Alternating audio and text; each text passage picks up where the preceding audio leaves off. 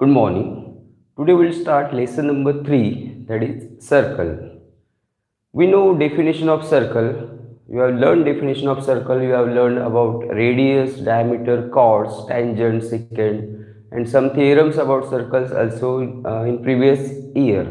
We'll just revise here and then we'll move towards our main part, that is tangent theorem and its converse. First we'll learn definition of circle. Circle is a set of points which are equidistant from a fixed point. Circle is a set of points which are equidistant from a fixed point. What does it mean? So we have to fix one point first to draw any circle.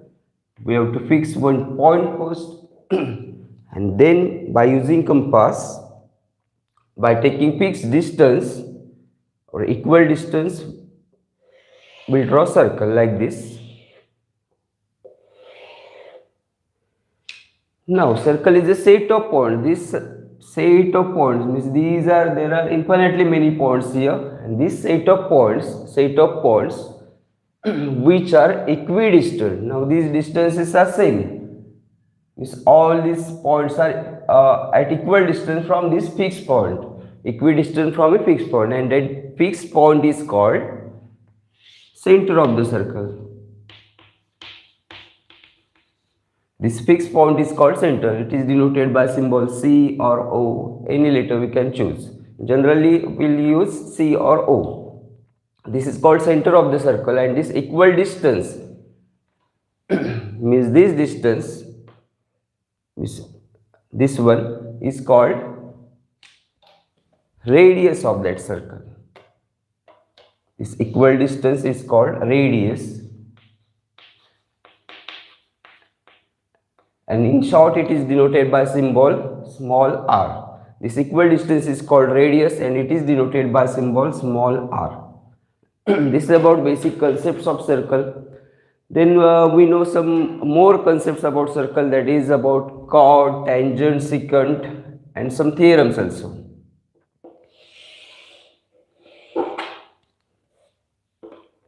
I'm going to draw one more circle. Now what is chord? Suppose this is circle with center O. Now what is chord? Now, chord is a segment which joins any 2 points on the circle. Suppose there are 2 points on the circle A and B.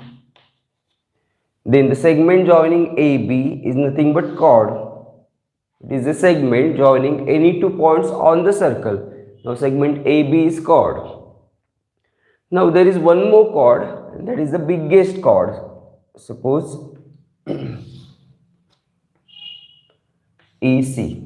AC is also chord since point A is on circle, point C is on circle. Therefore segment AC is chord, and there is another name for this chord, that is called diameter. Means chord passing through center of the circle is called diameter, and that is the biggest chord of that circle. It is diameter, and in short it is denoted by symbol small d. Radius is denoted by symbol small r, and the relation between radius and diameter is r is equal to radius is half of diameter, that is d by 2, or diameter is twice of radius. Radius is half of diameter, or diameter is twice of radius. This is relation between radius and diameter, that also we have learned.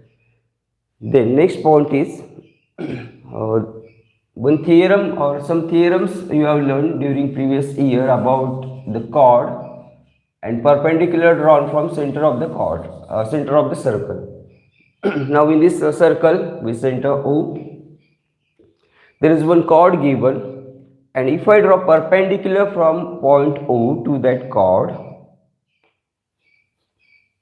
suppose OD is perpendicular to chord AB, then you know one theorem about this diagram. If you draw perpendicular from center of the circle to the chord, then that perpendicular bisects that chord. What does it mean? Means OD bisects chord AB. It means AD is congruent to DB. Segment AD is congruent to segment DB. OD bisects chord AB means AD is congruent to DB. And what will be converse of this? If a segment joins center of the circle and midpoint of the chord, then it is perpendicular to that chord. Theorem tells us if it is perpendicular, then it bisects, and its converse tells us if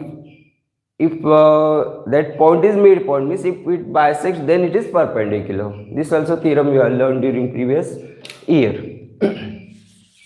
We'll move towards next part.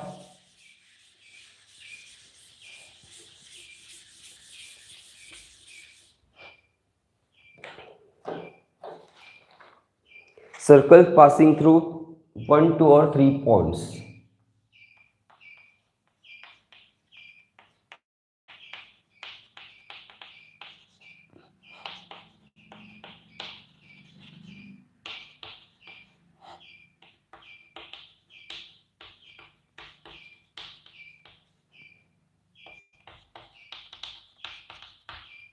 Circles passing through 1, 2 or 3 points.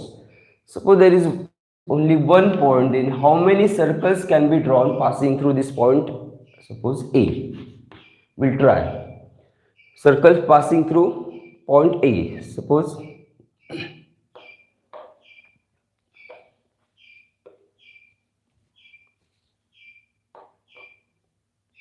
this is first circle which passes through point A.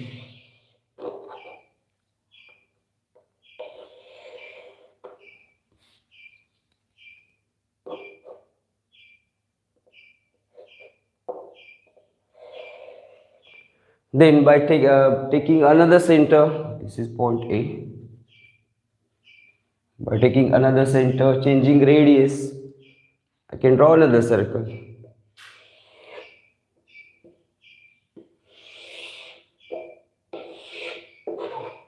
There is another circle which passes through point A. Again by taking another center and changing radius.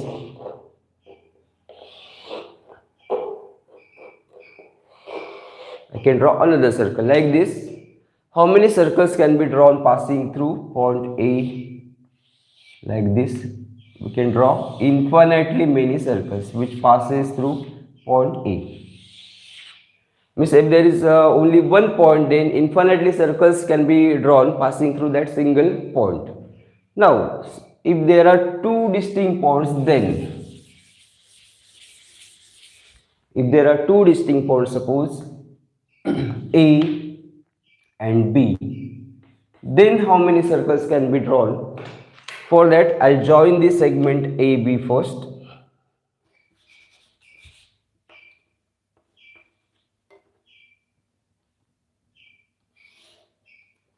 And I'll draw perpendicular bisector of segment AB. I'll draw perpendicular bisector of segment AB.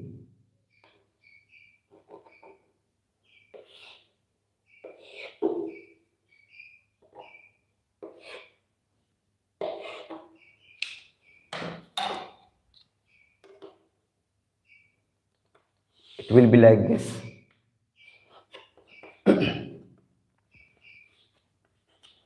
Now by taking center of the circle on this perpendicular bisector, any point, by taking any point as center and this much as radius, and these two will be same,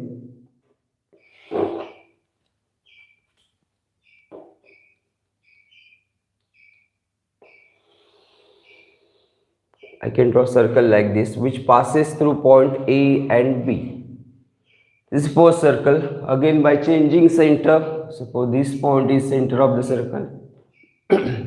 Radius will be different now.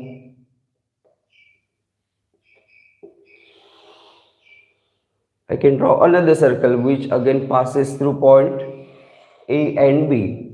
Again taking center of the circle here or here.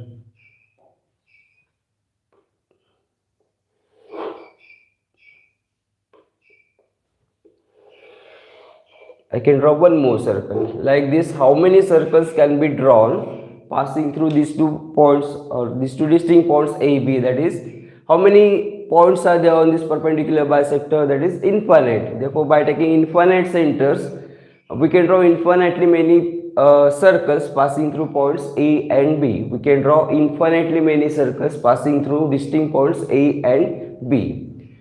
Now, in one point there are infinitely many circles. In 2 points, passing through 2 points, we can draw infinitely many circles. Now, the third condition is 3 points. If 3 points are there, then now there are two conditions for 3 points.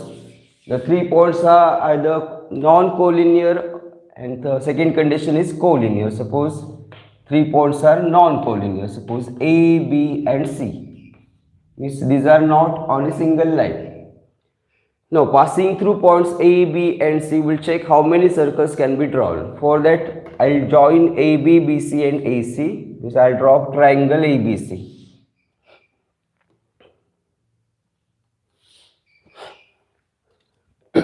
Now triangle ABC, again I'll draw perpendicular bisectors of any two sides of this triangle. Suppose AC and BC, perpendicular bisectors of any two sides.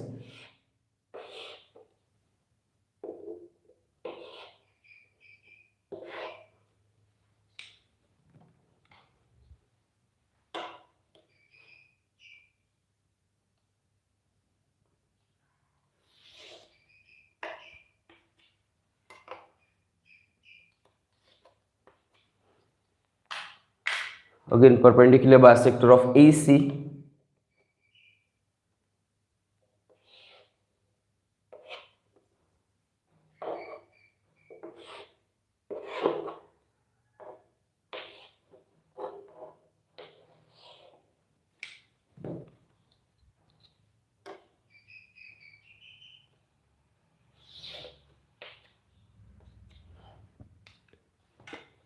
And by taking this point of intersection of this perpendicular bisector as center of the circle and this much as radius, all these three will be same.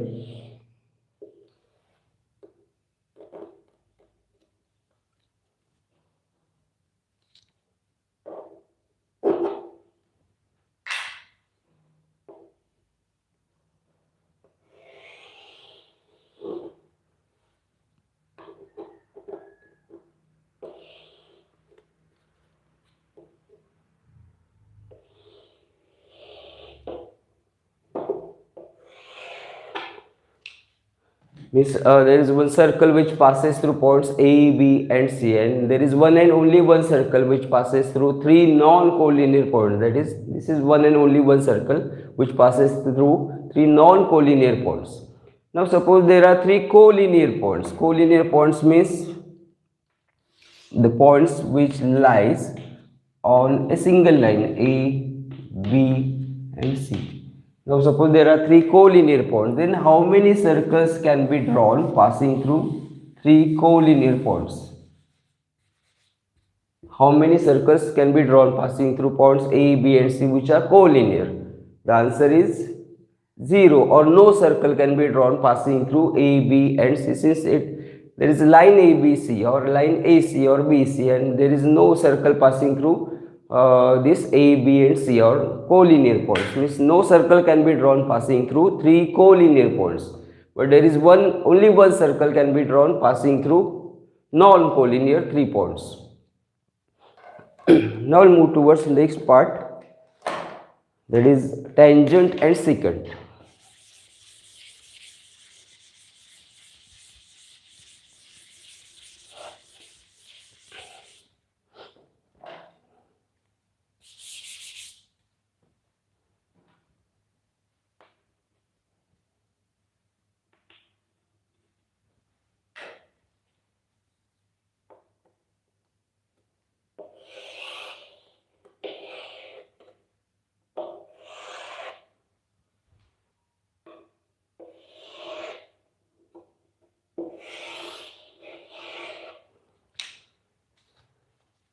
Now there are two circles with centers, suppose A and B, and there are two lines. Suppose line L for first circle and line M for second circle.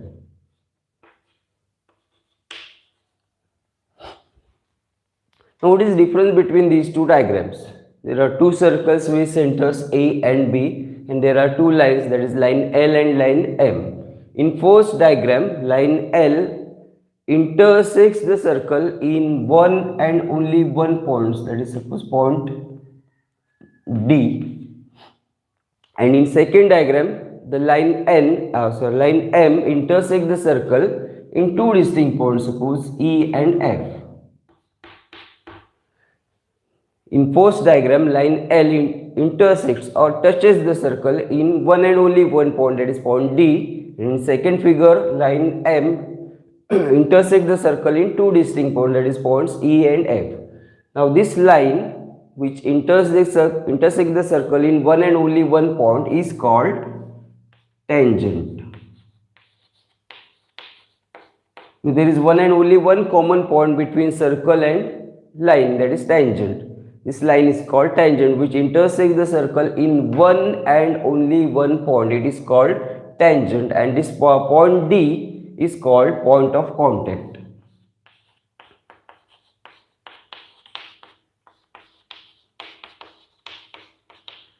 Point D is called point of contact. Now line M is not tangent since it intersects the circle in two distinct points. Therefore, it is not tangent. For tangent, there must be only one common point. Now there are two common points between line M and circle. Now there is another name for this type of line, that is called secant.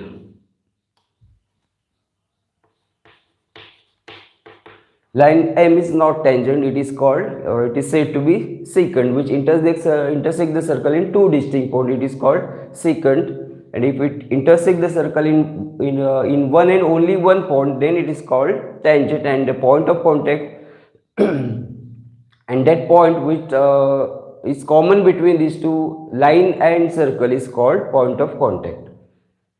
Now we'll move towards main theorem of this lesson, that is tangent theorem.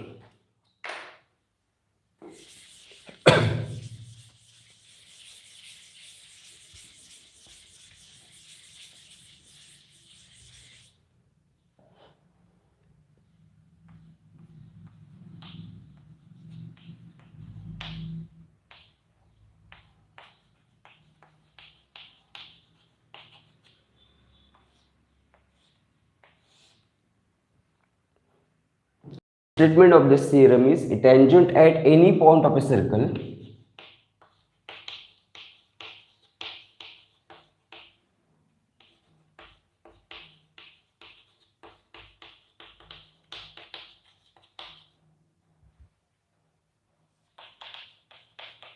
is perpendicular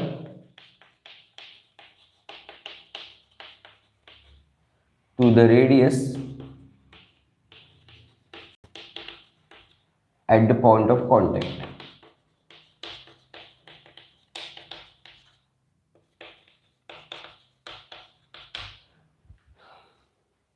Observe this tangent theorem. A tangent at any point of a circle is perpendicular to the radius at the point of contact. Means firstly we have to draw one circle, then we have to draw one tangent. First step is to draw proper diagram. We'll draw a circle. Suppose circle with center O.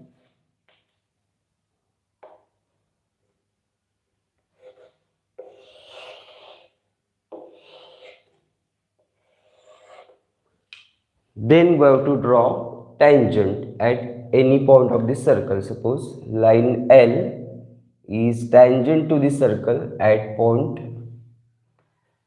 suppose B, so at point A. Line L is tangent to the circle at point A. This is given. A tangent at any point of a circle, this is given, and now we have to prove it is perpendicular to the radius at the point of contact. Line L is perpendicular to the radius at the point of contact. What is point of contact here? That is point A, and the radius at point of contact will be radius OA. Means we have to prove line L is perpendicular to radius OA. What is given here? Given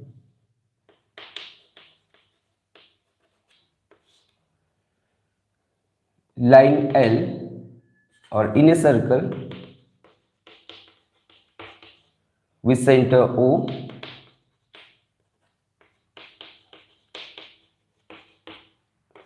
line L is tangent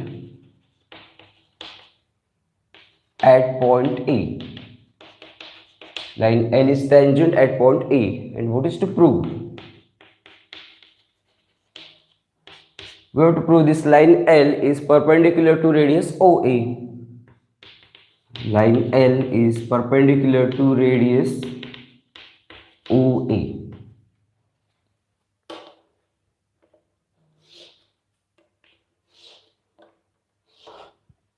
And to prove this, we'll use indirect method.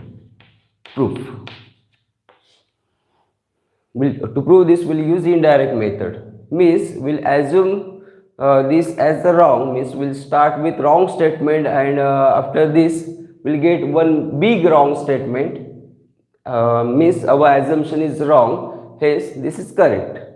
That is indirect method. Means we have to prove line L is perpendicular to radius OA, and we'll assume that, suppose if possible, suppose that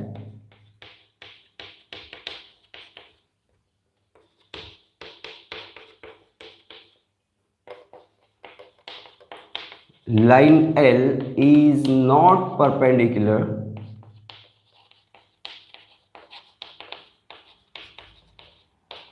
to radius OA. Assuming that line L is not perpendicular to radius OA, line L is not perpendicular to radius OA. Means I will draw one more wrong diagram. Now suppose point O, and here is line L.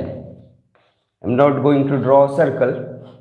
Now suppose point A is here, which is OA is not perpendicular to line L. Point A is here, and OA is not perpendicular to line L, or line L is not perpendicular to OA. Now since OA is not perpendicular to line L, we can draw another perpendicular from O to line L. Suppose OB is perpendicular to line L. This is a wrong diagram since we have started with wrong statement. See once again, we have assumed that OA is not perpendicular to line, but we have to prove OA is perpendicular to line L, but we have assumed OA is not perpendicular to line L. Now since OA is not perpendicular to line L, we can draw OB perpendicular to line L. Means we have drawn OB perpendicular to line L. Then we'll take one more point C on line L, such that A dash B dash C and AB is congruent to BC. Listen again. We have assumed that OA is not perpendicular to line L. Now since OA is not perpendicular to line L, we have drawn OB perpendicular to line L. OB is perpendicular to line L. And we have taken point C on line L, such that A dash B dash C and AB is congruent to BC. AB is congruent to BC and joining OC. I am not writing all this here since there is not enough space. Listen again. We have assumed OA is not perpendicular to line L. Since OA is not perpendicular to line L, we have drawn OB is perpendicular to line L, and taking point C on line L such that A dash B dash C and AB is congruent to BC. Now point A is common point of circle and line. Point B is on line only. Point C is on line only. These are not on circle. Point A simply is on circle and on line. Point B and C are only on line L. Now observe these two triangles. It is triangle OBA and triangle OBC. That is in triangle OBA and triangle OBC. OBA and OBC, what are common parts? That is OB is congruent to OB. Side OB is congruent to side OB. Reason will be common side.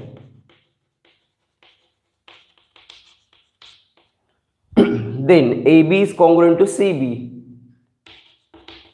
AB is congruent to CB according to our construction. And angle OBA is congruent to angle OBC. Angle OBA is congruent to angle OBC.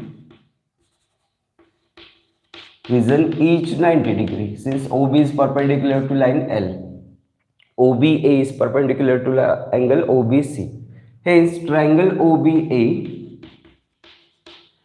is congruent to triangle OBC. These two triangles are congruent. Reason by SAS test. These two are right angles. SAS test. Now, since these two triangles are congruent, therefore their corresponding sides will be also congruent. That is, OA is congruent to OC. Hence, OA is congruent to OC. Reason corresponding sides of congruent triangles. OA is congruent to OC. But what is OA? What is OA? Point A is on circle. It is on line also, and it is on circle also. Therefore, segment OA is radius. OA is radius, and OA is congruent to OC. That means OC will be also radius. Since OA is radius and OA is congruent to OC, hence OC will be also radius. But OA is radius, hence segment OC will be also radius. Is also radius.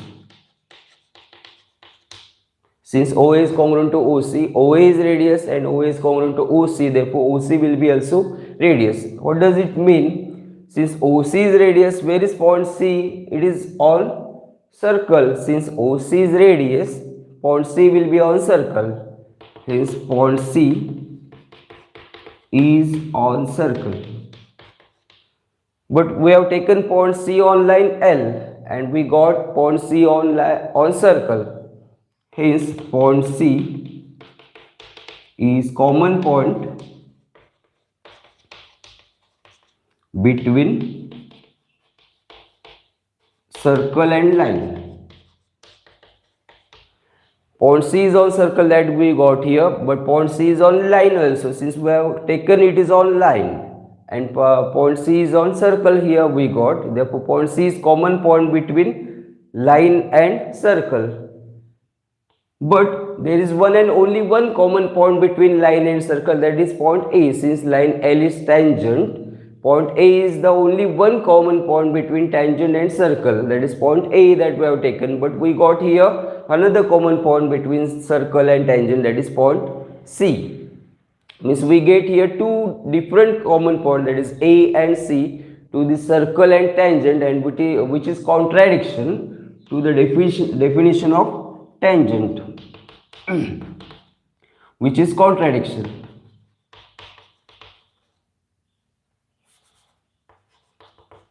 Which is contradiction to the definition of tangent. What is the definition of tangent? Line L is tangent to the circle if there is one and only one common point between that circle and line, and that point we have considered as A, and we got one more common point between circle and line, that is point C also, which is contradiction, which is wrong. There is only one common point between tangent and circle, and we got two common points, that is A and C, which is contradiction.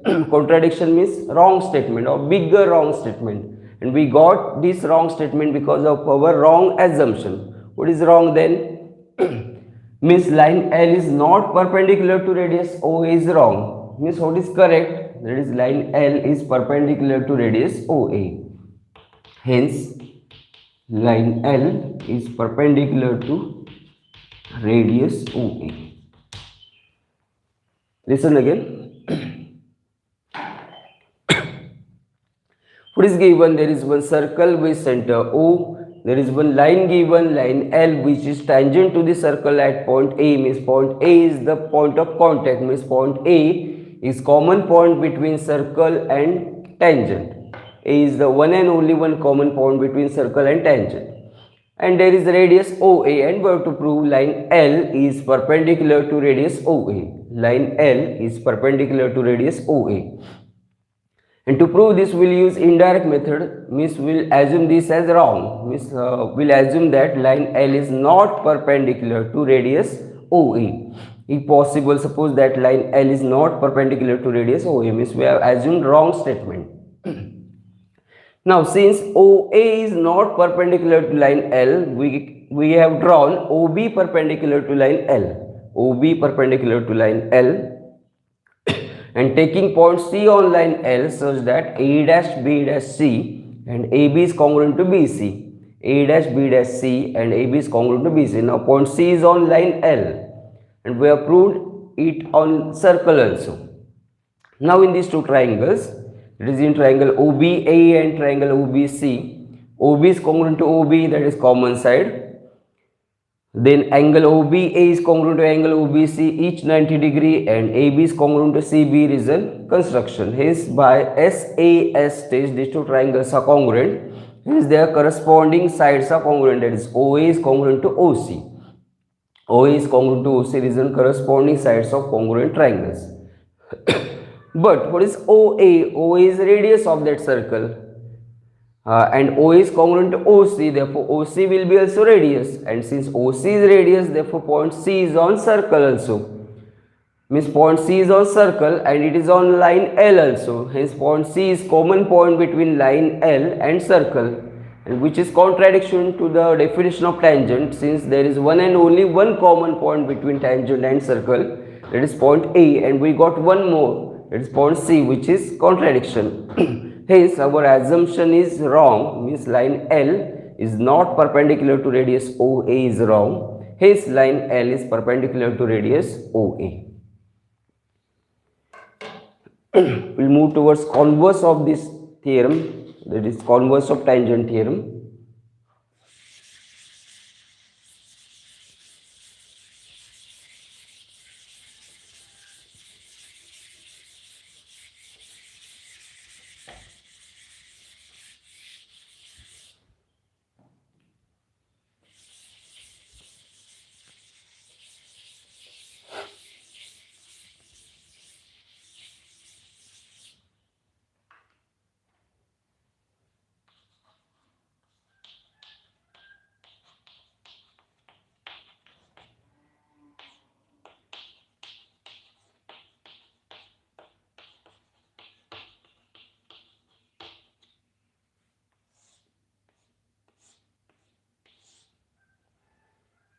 Converse, a line perpendicular to a radius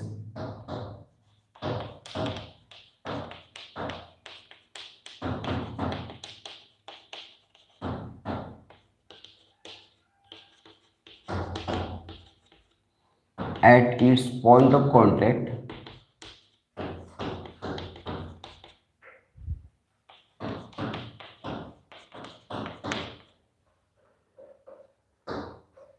at its point on the circle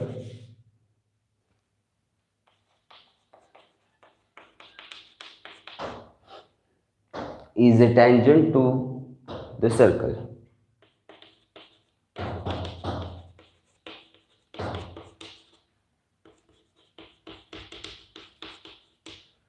A line perpendicular to a radius at its point on the circle is a tangent to the circle. Once again, there is one circle and there is tangent.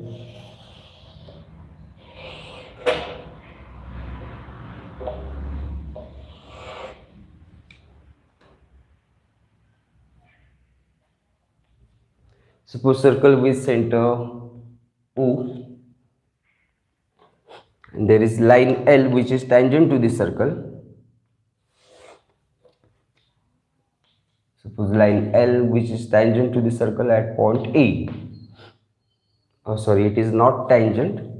It is perpendicular, simply perpendicular, and we have to prove it as tangent. What is given? A line perpendicular to the radius, line L is perpendicular to radius OA in a circle with center O. Line L is perpendicular to radius OA.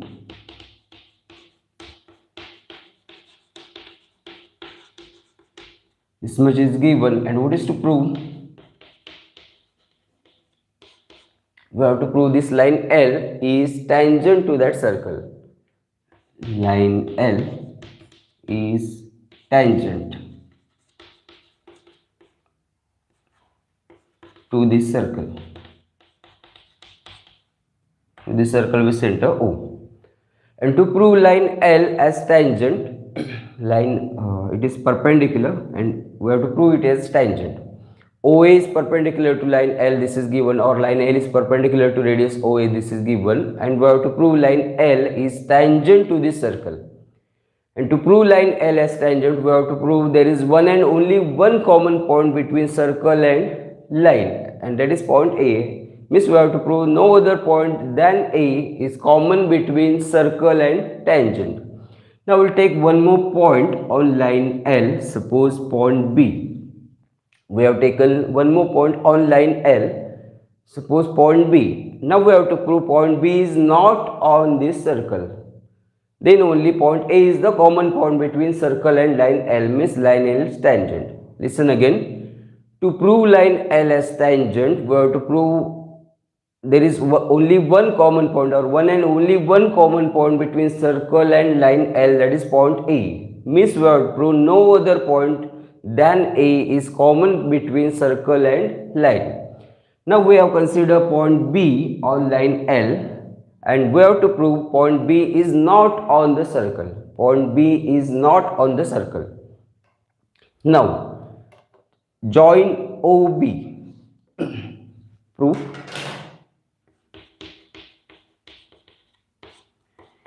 Take point B on line L, is other than A. Now in triangle OAB, what is type of this triangle OAB? That is, angle OAB is right angle, therefore triangle OAB is right angle triangle. And what is OB then? OB is nothing but hypotenuse, this side opposite to right angle, that is hypotenuse. And hypotenuse is always the bigger side than any of these two sides. This hypotenuse is the biggest side of this right angle triangle. Hence, what is the relation between OB and OA then? OB is greater than OA. In triangle OAB, segment OB is hypotenuse. Segment OB is hypotenuse, therefore relation between OA and OB is greater than OA, always. Hypotenuse is always greater than each of these two remaining sides. Hence OB is greater than OA. OB is greater than OA. What does it mean? Since OA is radius, therefore OB is greater than radius. OA is radius, therefore OB is greater than OA, means OB is greater than radius.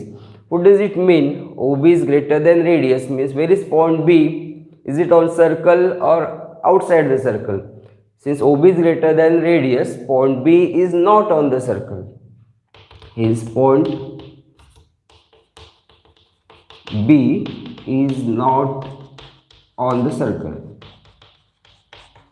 This is what we required, that is point B is not on the circle, means there is only one common point between circle and line, that is point A, and no other point than A is common between circle and line, means point B we have considered as on line L and it is not on circle, hence there is only one common point between circle and line L, that is point A. That means line L is tangent to the circle.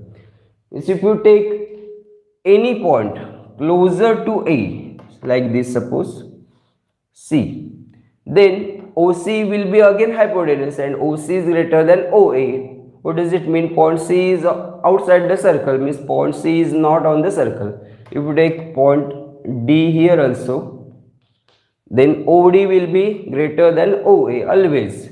Hence OD is not on the circle, hence there is only one common point between circle and line, that is point A, it means that line L is tangent to the circle. Hence, proof. It's about tangent theorem and its converse. Tomorrow we'll learn tangent segment theorem and examples from practice set 3.1. We'll stop here. Thank you.